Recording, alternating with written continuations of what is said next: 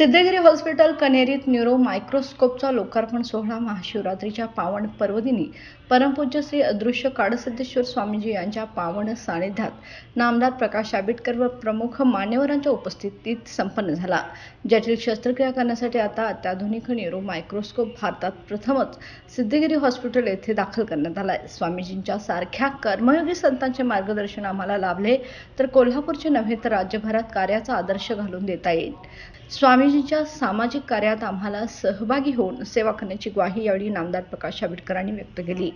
यावेळी कोरेगावचे आमदार महेश शिंदे, जिल्हा शल्यचिकित्सक डॉक्टर सुप्रिया देशमुख, गोकुळ दूध संघ संचालक नंदकुमार ढेरे, विश्वस्त उदय सावंत, दिवाकर पाटील यांच्यासह प्रमुख मान्यवर व महाराष्ट्र, कर्नाटक व गोव्यातून आलेले हजारो भाविक उपस्थित होते।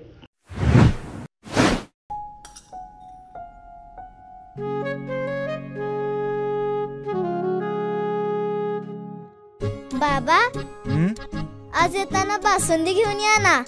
अगं, कालच आपण आईचा वाढदिवस होता म्हणून आणली होती ना।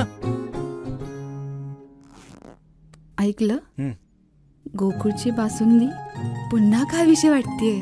खरं सांगू, मलाही खावीशी वाटतेय।